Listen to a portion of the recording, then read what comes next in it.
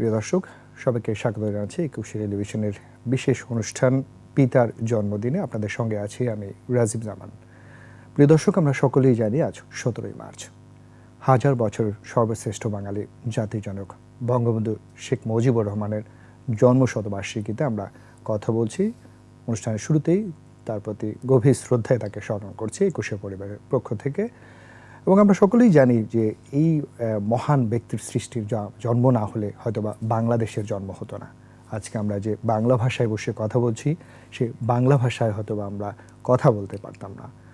সেই হাজার বছরের সর্বশ্রেষ্ঠ বাঙালি জাতিজনক বঙ্গবন্ধু শেখ মুজিবুর রহমানের জন্মশতবার্ষিকী এবং জাতীয় শিশু দিবসে সবাইকে জাতির পিতার জন্মদিনের শুভেচ্ছা জানিয়ে আজকে অনুষ্ঠান আমরা শুরু করব। এবং এই অনুষ্ঠানে কথা বলার জন্য আজকে আমাদের সাথে তিনজন অতিথি উপস্থিত রয়েছেন আমাদের স্টুডিওতে। আমার ডান পাশ থেকে আমি পরিচয় করিয়ে দিচ্ছি। আমার সাথে আছেন ব্রিগেডিয়ার জেনারেল হামিদুল হক, এসডিএস আর্মি, এনডিসি মিরপুর সেনানিবাস।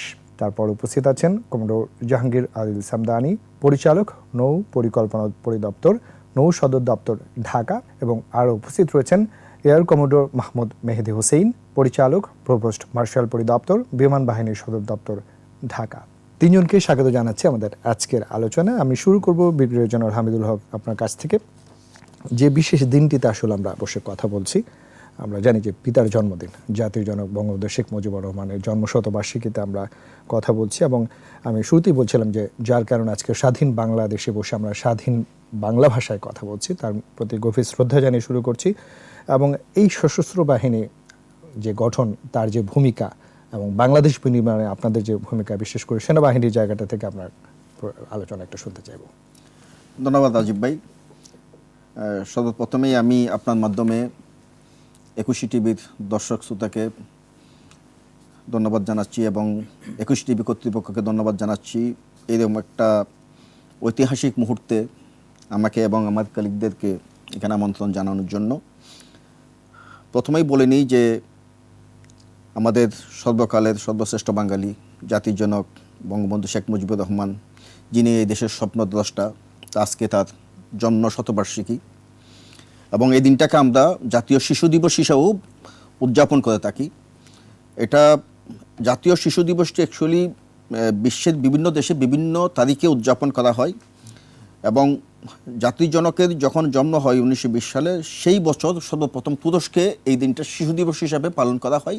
তার একটা লিগেসি আছে। তিনি কিন্তু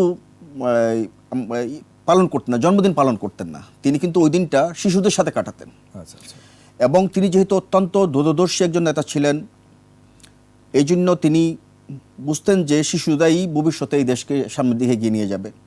এই শিশুদের উন্নয়ন উনি অনেক কাজ করেছেন, জাতীয় শিশু নীতি করেছেন, শিশু কিশোর সংগঠনগুলি করেছেন। এই জন্য এই দিনটাকে আমরা জাতীয় শিশু দিবস হিসাবে পালন করে থাকি।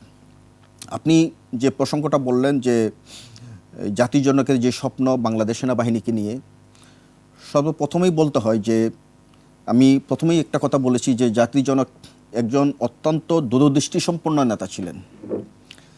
তিনি শুধু এই দেশকে স্বাধীনই করেন নাই, এই দেশ ভবিষ্যতে কি হবে, ভবিষ্যতে কীভাবে উন্নতির চরম শিখরে পৌঁছবে, তার একটা দিক নির্দেশনা কিন্তু ওনার সবসময় স্বপ্নে ছিল। যে কারণে উনি কিন্তু আপনি ঐতিহাসিক 6 দফার মধ্যে দেখবেন যে উনি দাবি জানিয়েছিলেন যে তৎকালীন পাকিস্তানের নেভাল হেডকোয়ার্টার তা যেন বাংলাদেশে করা হয়। দেখেন, দূরদৃষ্টি দেখেন। এছাড়া বাংলাদেশ স্বাধীনতার পরে তিনি যে কয়েকটা সংগঠনকে অগ্রাধিকার ভিত্তিতে পুনর্গঠনের জন্য পরিকল্পনা করেছিলেন, তার একটা হচ্ছে বাংলাদেশ সেনাবাহিনী। প্রথমেই একটা যুদ্ধ বিধ্বস্ত দেশ, আমাদের সম্পদের সীমাবদ্ধতা ছিল, আমাদের সুযোগ সুবিধা সীমাবদ্ধতা ছিল, কিন্তু এই সীমাবদ্ধতার মধ্যেও উনি কিন্তু সঙ্গে সঙ্গে অসংখ্য সেনা ইউনিটকে পুনর্গঠন করেন। প্রথমেই উনি 3টা ইনফ্যান্ট্রি ইউনিট, একটা হচ্ছে ব্রিগেড, একটা হচ্ছে 46 ব্রিগেড ঢাকায় করলেন, 55 ব্রিগেড পরে যেটা 55 ডিভিশন হলো যশোরে, তারপরে 44 ব্রিগেড যেটা কুমিল্লায় আছে, এখনও আছে 44 ব্রিগেড, এই ব্রিগেডগুলি করলেন। 72 ব্রিগেড করলেন রংপুরে 1973 সালে সম্ভবত। এছাড়া আরও 100 বেশি ইউনিটকে প্রতিষ্ঠা হলো ওই সময়ের মধ্যে। আচ্ছা আচ্ছা। তারপরে উনি বাংলাদেশ মিলিটারি একাডেমি করলেন। সেটা একটা যুগান্তকারী ঘটনা ছিল, কারণ এই সেনাবাহিনীকে নেতৃত্ব দেওয়ার জন্য, নেতৃত্ব তৈরির জন্য যে মেশিন সেটা আমরা তো একটা মানে নেতৃত্ব পেয়েছি পাকিস্তানের থেকে, যে যারা পাকিস্তান সেনাবাহিনীতে চাকরি করতেন, বাট বাংলাদেশি অফিসারদের কমিশনের জন্য তিনি বাংলাদেশ মিলিটারি একাডেমি স্থাপন করলেন। আপনি জানেন যে ফার্স্ট মিলিটারি একাডেমি কোর্সের সমাপনী ভাষণে তিনি যে বক্তৃতাটা দিয়েছিলেন সেটা একটা ঐতিহাসিক বক্তব্য, মানে সেটা এখন আমাদের কোনো প্রেরণা যোগায়। এবং সেইটা এখন আমাদেরকে দিক নির্দেশনা দেয়। উনি ওইখানে কিন্তু দিক নির্দেশনা দিয়েছিলেন একজন সেনা অফিসার কীরকম হবে, দেখেন মানে কত দূরদৃষ্টি উনি ছিল। এছাড়াও উনি, আমরা বলি যে উনি অনেক দূরে দেখতেন, এটাকে মনে আমরা বলি যে মানে সিইং বিয়ন্ড দ্য হরাইজন, মানে হরাইজনের বাইরে আমরা যতটুক দিকে তার বাইরেও কিন্তু ওনারা দেখতেন, এরা বেশি দেখতেন, যে কারণে সেনা, নৌ এবং বিমান বাহিনীর উন্নয়নের জন্য ভবিষ্যতে এই বাহিনীগুলি যেন দেশের একটা সার্বভৌমত্বের প্রতীক হয়ে দাঁড়ায় এবং এই সেনাবাহিনীকে যেন অন্যান্য দেশ সমীহ করে, এবং এই জন্য যেন দেশের দেশ যেন এটা স্থাপন করতে পারে, এই জন্য তিনি অনেক পরিকল্পনা প্রণয়ন করে গেছেন। জাতীয় প্রতিরক্ষা নীতি উনি করেছেন 1974 সালে। তো সব মিলিয়ে আমি বলবো যে বঙ্গবন্ধু এবং জাতির পিতার যে স্বপ্ন, বাংলাদেশ সেনা, নৌ এবং বিমান বাহিনীকে, সশস্ত্র বাহিনীকে নিয়ে আমরা সেভাবে এগিয়ে যাচ্ছি এবং সেই ধারাবাহিকতায় আমরা উন্নয়নগুলি অব্যাহত রেখেছি। আমার মনে হয় আমার কলিগদের কথা বলে পরে আমি আবার কথা বলবো। ধন্যবাদ। আমরা এবার একটু যাবো কমরেড জাহাঙ্গীর আদেল সামদিন আপনার কাছে। এই যে বাংলাদেশের মুক্তিযুদ্ধ থেকে এখনকার বাংলাদেশ, আমরা স্বাধীনতার সুবর্ণ জয়ন্তী উদযাপন করছি এবং জাতির জনকের জন্ম শতবার্ষিকী, এই যে জায়গাটায় আমরা এবং কথা বলছি, সেই বিষয়ে আপনার একটু মতামত জানবো। ধন্যবাদ আপনাকে। বাংলাদেশ নৌবাহিনী আসলে একদম স্ক্র্যাচ থেকে শুরু হয়েছিল। ইভেন আপনি যদি দেখেন যে যখন 47 সালে দেশ ভাগ হয়, পাকিস্তান কিন্তু ব্রিটিশ রাজকীয় নৌবাহিনীর কিছু জাহাজ পেয়েছিল। তার মধ্যে ফ্রিগেট ছিল, পেট্রোল ক্রাফট ছিল, পালতোলা কিছু জাহাজ ছিল, ট্রলার ছিল, কিছুটা অন্তত পেয়েছিল। বাংলাদেশ নেভি যখন শুরু করে তখন তো মানে এইখানে তেমন কিছু নৌবাহিনীর বলতে কোনো অস্তিত্বই ছিল না। স্যার তো অলরেডি মেনশন করেছেন যে 1966 সালের যে 6 দফা দেওয়া হয়েছিল ম্যানিফেস্টো আওয়ামী লীগের, সেখানে নৌবাহিনীর সদর দপ্তরটা আমাদের বাংলাদেশ অঞ্চলে চট্টগ্রামে করার জন্য বঙ্গবন্ধু শেখ মুজিবুর রহমান জানিয়েছিলেন একটা দাবি, এবং এটা বাঙালির একটা প্রাণের দাবি। আপনি হিস্ট্রিতে দেখবেন যে সেনাবাহিনী এবং বিমান বাহিনীর প্রতি পাকিস্তান সরকারেরও যথেষ্ট আগ্রহ ছিল। তারা ভেবেছিল যে এই দুইটা দিয়ে মনে হয় যুদ্ধ সব কিছু অর্জন করা যাবে। বাট আসলে যে সমুদ্রে যে একটা বড় একটা অংশ আছে এবং এইটা ছাড়া যে আসলে যুদ্ধে সফলতা অর্জন করা সম্ভব না, এটা আমি বুঝতে পারি না কেন যে তখনকার রাষ্ট্রপ্রধানরা বুঝতে পারেননি। বাট এখানে আমাদের জাতির পিতা, যিনি অত্যন্ত দূরদর্শী ছিলেন, এই বিষয়টা কিন্তু তিনি তখন থেকে অনুধাবন করেছিলেন এবং সেটার কারণেই তিনি এটা বলেছিলেন যে এটা আরও উন্নয়ন দরকার এবং সেটা বাংলাদেশে হলে এটা বাংলাদেশের জন্য ভালো হবে। সো যাই হোক, যুদ্ধের পরবর্তী সময়ে 5টা জাহাজ দিয়ে বাংলাদেশ নেভি শুরু করে। আগের অংশটা অনেক সময় অনেকভাবে আলোচনায় এসছে। 2টা ইন্ডিয়া থেকে আনা 2টা শিপ, পদ্মা এবং সুরমা, এবং বাকি 3টা ওনার বঙ্গবন্ধুর নিজস্ব কানেকশানে ফিল্ড মার্শাল টিটোর সাথে ওনার খুব একটা ভালো সম্পর্ক ছিল। সেই সম্পর্কের ভিত্তি থেকে 3টাই পেট্রোল ক্রাফট ইউগোস্লাভিয়া থেকে তখন আনা হয়। এটাই বাংলাদেশ নৌবাহিনীর শুরু। 74 থেকে 75 এই সময়ে 2 বছরের মধ্যে এগুলি এসেছিল। 1974 সালে তিনি চট্টগ্রামে আমাদের সবচেয়ে বড় যে বেসটা, সেটা উদ্বোধন করেন 10ই ডিসেম্বর। আগে বাংলাদেশ নৌবাহিনী দিবস এই দিনেই পালিত হতো আর কি।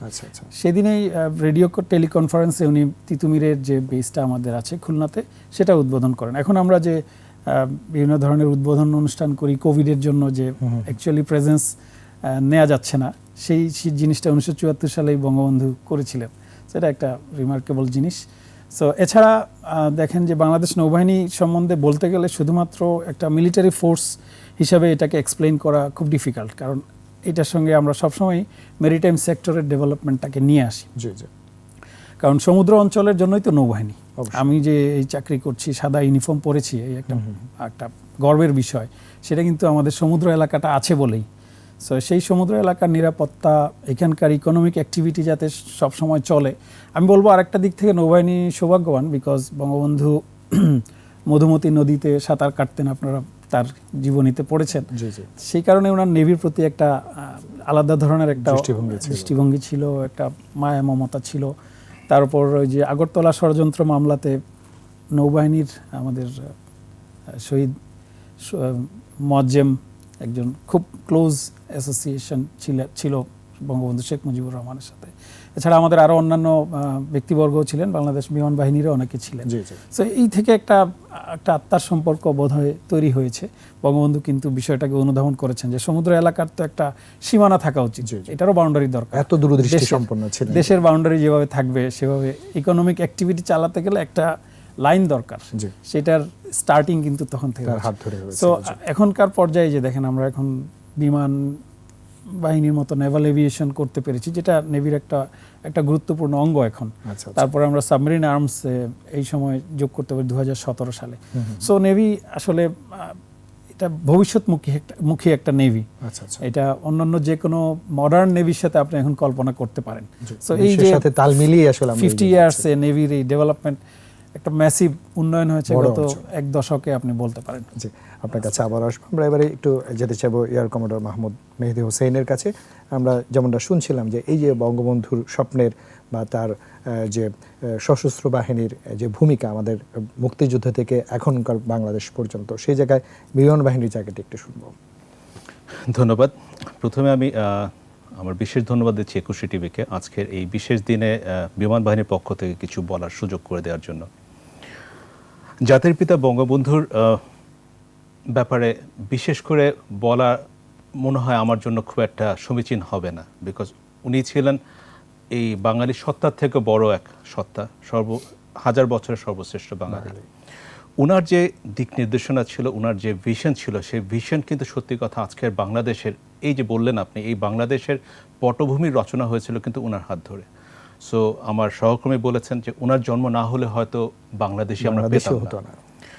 তো সেই হিসেবে বলছি যে উনার যে উদাত্ত আহ্বান ছিল স্বাধীনতার জন্য, সেটা সারা দিয়ে আপনারা জানেন যে বাংলাদেশ বিমান বাহিনীর সৃষ্টি হয়েছিল 1971 সালের 28শে সেপ্টেম্বর।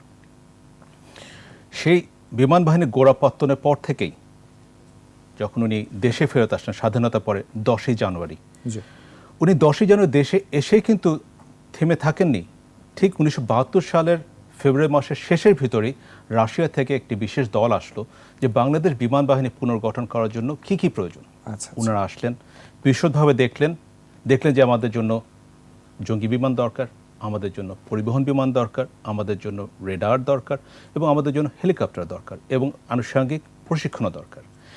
উনি কিন্তু সাথে সাথে বললেন যে হ্যাঁ, তোমরা এগিয়ে যাও, বাংলাদেশ বিমান বাহিনী পুনর্গঠন করা দরকার। তো সেই আদেশ মোতাবেক সেই বছরে কিন্তু আমরা পেলাম শক্তিশালী MiG-21 সুপারসনিক বিমান, তখন যা পৃথিবীতে আধুনিকতম বিমানগুলো, জঙ্গি বিমানগুলো একটি ছিল। আমরা পেলাম খুবই ভার্সেটাইল হেলিকপ্টার MI-8, এক্স্যাক্টলি। সাথে আমরা পেলাম AN-24 পরিবহন বিমান। সো উনি কিন্তু কোনো দিক ছাড় দিলেন না।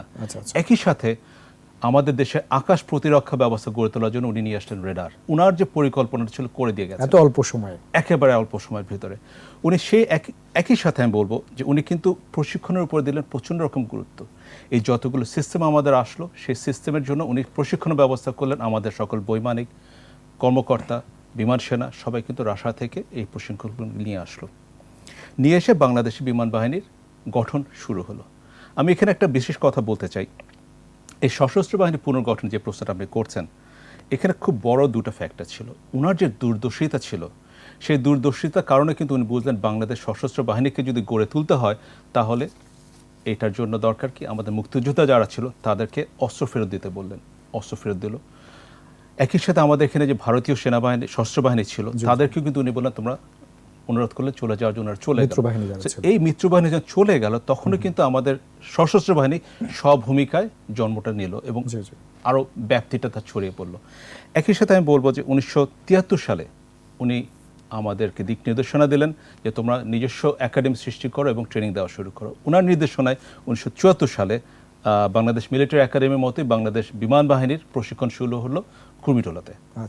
এই যে নির্দেশনাটা উনি দিয়েছিলেন, আর সাথে উনি কিন্তু দিয়ে গেলেন আমাদেরকে একটি সুন্দর প্রতিরক্ষা নীতি। 1974 সালে, যেটার উপরে ভর করে আমরা কিন্তু পরবর্তী দিনগুলোতে আগাতে শুরু করলাম। তো ওনার দিক নির্দেশনা ছাড়া আমি নিশ্চিত বাংলাদেশের সশস্ত্র বাহিনী আজকে এই জায়গায় আসাটা হয়তো একেবারেই অসম্ভব ছিল। আর তার ক্রমধারা অনুযায়ী এই বর্তমানেও কিন্তু বিমান বাহিনী আধুনিকায়ন করেছেন বর্তমান প্রধানমন্ত্রী। ওনার হাত ধরে এখানে এসে ৪র্থ প্রজন্মের MiG-29, আরো অনেক রেডার, আন্তর্জাতিক রিচ সম্পন্ন C-130 পরিবহন বিমান এবং আরো অনেক যুদ্ধাস্ত্র, হেলিকপ্টার তৈরি হচ্ছে। হাজার বছরের সর্বশ্রেষ্ঠ বাঙালি, যার জন্মদিনে শ্রদ্ধার সঙ্গে তাকে স্মরণ করে আমরা এই কথাগুলো আলোচনা করছি পিতার জন্মদিনে। এবং এই যে বাংলাদেশের এগিয়ে চলা, সেখানে তার যে স্বপ্ন সশস্ত্র বাহিনীর আধুনিকায়ন, তার কন্যার হাত ধরেই, মাননীয় প্রধানমন্ত্রীর হাত ধরেই আমরা এগিয়ে যাচ্ছি। অদম্য বাংলাদেশ, তলাবিহীন ঝুড়ির বাংলাদেশ এখন অগ্রগতির বাংলাদেশ। সেই জায়গায় প্রত্যেকটি বাহিনীর যেমন ভূমিকা আছে, প্রত্যেকটি দুর্যোগ মোকাবেলায়, প্রত্যেকটি ক্রাইসিস মোমেন্টে, এবং সামনের দিনগুলোতে আমাদের যে আধুনিকায়নের জায়গা, সামনের দিনগুলোতে সেই জায়গাগুলো আপনাদের প্রত্যাশার জায়গায় আমরা কি রাখবো? ভাই, আপনি আপনার মাঝখানের কথাটা দিয়ে শুরু করি যে বাংলাদেশ তলাবিহীন জুড়ি, কিসিঞ্জার বলেছিলেন যে বটমলেস বাস্কেট। আমার খুব মানে শখ হয় আজকে যদি উনি বেঁচে থাকতেন তাহলে আমরা ওনাকে বাংলাদেশ নিয়ে এসে দেখাতাম যে দেখেন আপনি যাকে তলাবিহীন জুড়ি বলেছিলেন সেটা তলাবিহীন জুড়ি না। মানে এখন আমরা উক্তিটি আমাদের প্রেরণা জুগিয়েছে। তো আমরা বলবো যে বাংলাদেশ আমরা যেখান থেকে শুরু করেছিলাম সেখান থেকে আমরা অনেক দূর এগিয়েছি। শুধু যে অনেক দূর এগিয়েছি তা না, এই যে এগিয়ে যাওয়ার যে গতিটা সেটা কিন্তু আমাদের সামরিক ক্ষেত্রে বলেন, সামাজিক ক্ষেত্রে বলেন, খাদ্য সামগ্রী মানে উৎপাদনের দিক দিয়ে বলেন, আমরা কিন্তু আশেপাশের রাষ্ট্রগুলির চেয়ে অনেক বেশি এগিয়ে আছি। বর্তমান প্রধানমন্ত্রী, মাননীয় প্রধানমন্ত্রী, জাতির পিতার সুযোগ্য কন্যা, ওনার নেতৃত্বের একটা ব্যাপার আছে। বাংলাদেশ সেনাবাহিনী মূল মন্ত্র যেটা, যে দেশকে বৈদেশিক শত্রুর হাত থেকে রক্ষা করা এবং দেশের সার্বভৌমত্ব বজায় রাখা, সংবিধানকে সমুন্নত রাখা, এগুলির সাথে সাথে দেশ গঠনের কাজগুলি আমরা প্রতিনিয়তই করে চলছি। সরকারের নির্দেশনা মোতাবেক করে চলছি। সরকারও আমাদেরকে অনেকগুলি দায়িত্ব দিয়ে নিশ্চিত হন যে এই প্রজেক্টগুলি সময় মতো শেষ হবে। তো আমি সবগুলি কথা হয়তো বলতে পারবো না। আপনি যদি দেখেন যে বাংলাদেশ সেনাবাহিনী এবং আমি বলবো যে আমাদের সিস্টার সার্ভিসগুলি, বাংলাদেশ নৌবাহিনী এবং বাংলাদেশ বিমান বাহিনী একসাথেই আমরা কাজ করি। বাংলাদেশ সেনাবাহিনীর অনেকগুলি প্রজেক্ট, আপনার হাতির ঝিলের কথা, যে এই সুন্দর প্রজেক্টটা কিন্তু মানে পুরো ঢাকা শহরকে বদলে দিয়েছে। আগে কিন্তু ছিল না। দেখুন, আমি নিচে পদ্মায় কমান্ডার ছিলাম। আচ্ছা আচ্ছা, এটা যে গতিতে এগিয়েছে, জমি অধিগ্রহণ থেকে শুরু করে অ্যাপ্রোচ রুটগুলি নিজস্ব অর্থায়নে আমরা করে দেখিয়েছি, সেটা এই এখন যে রাস্তাটা হলো যে পুস্তাগুলা থেকে আপনার ওই যে 8 লেনের যে রাস্তাটা, যেখানেই এই যে গতিতে গেছে, এটা মানে বাংলাদেশ সেনাবাহিনী, আমি বলবো যে বাইরের ওরাও অসংখ্য কাজ করেছে। আমাদের ব্যুরোক্রেসি ইনশাআল্লাহ অনেক এখন মানে ডেভেলপ এগিয়েছে। আমাদের ভূমিকা তো ছিল, আমরা যেখানে বাধা পেয়েছি সঙ্গে সঙ্গে এটা সমাধান করেছি। আপনি দেখবেন যে ঢাকা চিটাগং রোডে যে সময়টা লেগেছে, কারণ হচ্ছে মানে বাধা দিতে আসলে ওখানে প্র্যাকটিক্যাল মানে বাধাগুলি আসে, কোর্ট থেকে অর্ডার আসে, কিন্তু এই সমস্ত স্থানগুলি আমরা যেখানে কাজ করেছি, বাংলাদেশ সেনাবাহিনী যেখানে কাজ করেছে, সেখানে আমরা সঙ্গে সঙ্গে এগুলি সমাধান বের করেছি। কথা বলে, স্থানীয় লোকের সাথে কথা বলে আমরা বের করেছি। আপনি আরেকটা জিনিস আমাদের এখানে বলা উচিত, সেটা হচ্ছে যদি আপনি পার্বত্য চট্টগ্রাম উন্নয়নটা দেখেন, পার্বত্য চট্টগ্রামে যতগুলি রাস্তা সেনাবাহিনী করেছে, এটা অলমোস্ট ইম্পসিবল ছিল সেনাবাহিনীর সাহায্য ছাড়া। এখন বর্তমানে যে রাস্তাটা হচ্ছে পুরা সীমান্ত জুড়ে, মানে ধরে যে রাস্তাটা হচ্ছে, সেটাও বাংলাদেশ সেনাবাহিনী করছে। আমাদের চট্টগ্রামে যে কনস্ট্রাকশন ব্রিগেডটা আছে, সেই ব্রিগেডের তত্ত্বাবধানে হচ্ছে, এবং গভীর অঞ্চলে এইটা যদি হয়ে যায় তাহলে সমস্ত পার্বত্য চট্টগ্রামকে ঘিরে একটা একেবারে বর্ডার ধরে প্রতিটা দেশের, এতে আমার বিশ্বাস ইনসার্জেন্সি কমবে, অন্যান্য দেশের যে মানে সশস্ত্র গ্রুপগুলি আমাদের দেশে প্রবেশ করে অথবা সন্ত্রাসীগুলি আমাদের দেশে প্রবেশ করে, সেটা কন্ট্রোল করা সম্ভব হবে এবং আমাদের এলাকার উপর পূর্ণ নিয়ন্ত্রণ প্রতিষ্ঠা করা সম্ভব হবে। এই সবই সম্ভব হয়েছে। আমি বলবো বাংলাদেশ সরকারকে আমরা ধন্যবাদ জানাই যে তারা এই কাজগুলি বাংলাদেশ সেনাবাহিনীর উপর আস্থা স্থাপনের জন্য। আমরা দেশের জনগণকে ধন্যবাদ জানাই যে বাংলাদেশ সেনাবাহিনী সশস্ত্র বাহিনীর উপর তাদের আস্থা স্থাপন করার জন্য, এবং আমরা বলছি যে আমরা সেই আস্থা রাখবেন, এবং আমরাও বলি যে আমাদের পক্ষ থেকে আমরা এই দেশের সন্তান, আপনাদের আস্থার স্থানটা যেন আমরা ধরে রাখতে পারি, এই জন্য আমাদের ধন্যবাদ।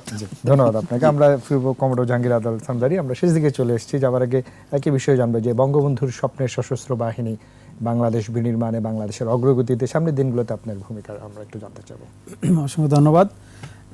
বঙ্গবন্ধু আসলে সশস্ত্র বাহিনীকে নিয়ে অনেক বড় স্বপ্ন দেখেছিলেন, যার অনেকটাই আমাদের কলিগ কভার করেছেন, এয়ার কমান্ডার মেহেদী। অ্যাকচুয়ালি একটা মিলিটারি সার্ভিসের ক্যাপাবিলিটি, সক্ষমতা একটা পারসেপশনের বিষয়, যে মানুষ কিভাবে নেয় এটা দেশের ভিতরে এবং বাইরে তারা কিভাবে দেখে। সেইগুলি মাথায় রেখেই আমাদের নৌবাহিনী এবং আর্মি এবং এয়ারফোর্সের ডেভেলপমেন্টগুলি হাতে নিয়েছেন বাংলাদেশ বর্তমান সরকার। এই কারণে আপনি দেখছেন যে এখন বিভিন্ন ডাইমেনশনে আমরা ডেভেলপ করছি।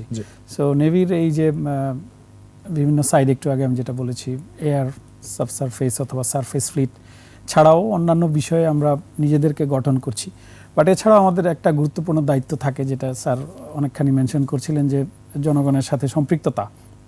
ফর এক্সাম্পল, একটা গুরুত্বপূর্ণ ইস্যু হচ্ছে রোহিঙ্গা পুনর্বাসনের বিষয়টা, যেটা আপনারা জানেন যে ভাষাঞ্চলে প্রায় 1 লক্ষ রোহিঙ্গাদেরকে এখানে হস্তান্তরের জন্য প্রিপারেশন নিয়েছি। বর্তমানে প্রায় 11,000-এর মতো অলরেডি তারা গিয়েছে, তারা নিজেদের ইচ্ছাতে চলমান থাকবে। যারা ওখানে গিয়েছে তারা দেখেছে যে এটা একটা ফ্যাসিলিটি, এটা একটা লাইফ টাইম অপরচুনিটি তাদের জন্য। সো যারা আসবে এই সুযোগটা নিবে তাদের জন্যই ভালো, কারণ এখানে ফোর্সফুলি কিছু করা যাচ্ছে না। এছাড়া ধরেন যে বাংলাদেশে ব্লু ইকোনমি ডেভেলপমেন্ট একটা বড় একটা ইস্যু, যেটা বাংলাদেশে অর্থনীতির জন্য আমাদের বড় গুরুত্বপূর্ণ। এটা যেমন ল্যান্ড এরিয়াতে আপনার রিসোর্স ডিপ্লেট করছে এখন। আপনি যতই চান ল্যান্ড আপনাকে আর বেশি সাপোর্ট দিতে পারবে না। সমুদ্র এখন আমাদের নেক্সট ফ্রন্টিয়ার, এখানে দেখতে হবে। মাননীয় প্রধানমন্ত্রী বারবার ইঙ্গিত দিয়েছেন, এবং যতটুকু দরকার সাপোর্ট দেয়া, এই সমস্ত ইকোনমিক অ্যাক্টিভিটিগুলোকে যত ধরনের ইকুইপমেন্ট, আধুনিকায়ন সবকিছুই কিন্তু সাপোর্ট দেয়া হচ্ছে। এছাড়া ডিজাস্টার ম্যানেজমেন্টে এরিয়াতে আপনার ধরেন যে রিসেন্ট কালের যে ঘূর্ণিঝড় মরা, ঘূর্ণিঝড় আমফান ইত্যাদিতে যে সমস্ত ক্ষতি হয়েছিল, নৌবাহিনী তো কোস্টাল এরিয়াতে আমরাই প্রথম রেসপন্ডার হিসেবে থাকি। এছাড়া আপনার ধরেন যখন ফিশারম্যান একজন সমুদ্রে যায়, বা যে কেউ একটা সমুদ্রে কোনো অ্যাক্টিভিটি করতে যায়, শহরাঞ্চলে যেমন হয়, এটা যদি আপনি নিরাপদ রাখতে পারেন, লোকজন তার শান্তিতে মনের নিরাপত্তার সাথে কাজ করতে পারে, তখন কিন্তু ইকোনমিক অ্যাক্টিভিটি এমনিতেই ডেভেলপ করে। তো সমুদ্রের বিষয়টা সেম। আমি যদি সেটা এনশিওর করতে পারি, তাহলে কিন্তু দেখবেন লোকজন আরো ইন্টারেস্টেড হবে, আরো ইকোনমিক অ্যাক্টিভিটি অর্থনীতিতে ভূমিকা রাখবে ডেফিনেটলি।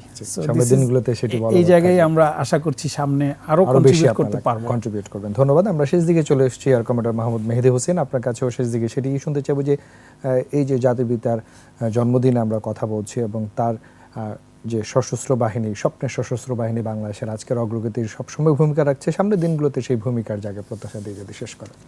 বঙ্গবন্ধুর দিক নির্দেশনার জন্য এবং বঙ্গবন্ধু কন্যা শেখ হাসিনার দিক নির্দেশনা মোতাবেক বাংলাদেশ বিমান বাহিনী এখন ক্যাপাসিটি বিল্ডিং এ কাজ করছে।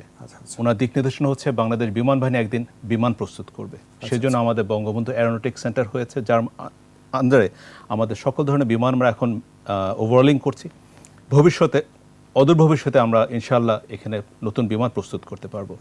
আমরা এয়ার ইউনিভার্সিটি করছি, বঙ্গবন্ধু এয়ার ইউনিভার্সিটি, যেখান থেকে এই ওভারঅলিং প্রজেক্টগুলোতে কাজ করার জন্য আমরা যে টেকনিক্যাল ম্যান পাওয়ার, দক্ষ জনবল আমরা সৃষ্টি করতে পারবো। এই সেলফ রিলায়েন্সের সাথে সাথে একই সাথে বলবো যে আমাদের যে আকাশ ব্যবস্থাটা আছে, এয়ার ডিফেন্স আইডেন্টিফিকেশন জোন, এটা আমরা 2018 সালে করেছি, এবং এটার পরে যেটা হচ্ছে আমাদের আকাশ সীমার ভিতর দিয়ে যে কোনো বিমান যাচ্ছে আমাদের কিন্তু আমাদের আন্ডারে থাকছে, বা আমাদেরকে যথেষ্ট পরিমাণ রেভিনিউ দিয়ে যাচ্ছে। যে কারণে বাংলাদেশের এই যে অবস্থা, বিমান বাহিনী আজকে আর বাংলাদেশ বিমান বাহিনী খেলে দেশের সীমানা নেই। আপনি কোভিড সিচুয়েশন যদি দেখে থাকেন, বাংলাদেশ বিমান গেছে সাউথ কোরিয়াতে, ত্রাণ নিয়ে গেছে। লেবাননের যে এক্সপ্লোশন হচ্ছে সেখানে বিমান বাহিনী পৌঁছেছে, চায়নাতে পৌঁছেছে, শ্রীলঙ্কায় পৌঁছেছে, ইন্ডিয়াতে গেছে, নেপালে গেছে। ত্রাণ নিয়ে বাংলাদেশের শুভেচ্ছা দূত হিসেবে যে কোনো জায়গায় যাওয়া দরকার ইমিডিয়েটলি বিমান বাহিনী চলে গেছে। দেশের একটা ইমেজ ধরে রাখার জন্য বাংলাদেশ বিমান বাহিনীকে সরকার সবসময় ট্রাস্ট করেছে, এবং বিমান বাহিনী ওই ধারাতেই এগিয়ে যাচ্ছে। এক্স্যাক্টলি ওটাই চলছে ইনশাআল্লাহ। আমরা শেষ দিকে চলে এসেছি। আমরাও প্রত্যাশা করব জাতির পিতার যে জন্মদিনে আমরা বসে কথা বলছি, তার গভীর শ্রদ্ধায় তাকে স্মরণ করছে, এবং তার স্বপ্নের সশস্ত্র বাহিনী, তিনি যে স্বপ্ন দেখেছিলেন, মাননীয় প্রধানমন্ত্রী তার সুযোগ্য কন্যার হাত ধরে সশস্ত্র বাহিনীর যে কন্ট্রিবিউশন রয়েছে সেটি সামনের দিনে অবগত থাকবে, এবং আমরা সেই জায়গাটি ধরে রেখে অগ্রগতির বাংলাদেশকে আরও সামনে এগিয়ে নিয়ে যাব। ধন্যবাদ জানাচ্ছি ব্রিগেডিয়ার জেনারেল হামিদুল হক, ধন্যবাদ কমান্ডার জাহাঙ্গীর আদিল সামদানি, ধন্যবাদ এয়ার কমান্ডার মাহমুদ মেহেদী হোসেন। তিনজনকে অনেক ধন্যবাদ জানাচ্ছি আমাদেরকে বিশেষ সেই দিনে এসে সময় দেওয়ার জন্য। প্রিয় দর্শক, জাতির পিতার জন্মদিনের এই বিশেষ অনুষ্ঠানটি এখানে শেষ করছি। সবাই সুস্থ থাকুন, স্বাস্থ্যবিধি মেনে চলুন। ধন্যবাদ সবাইকে।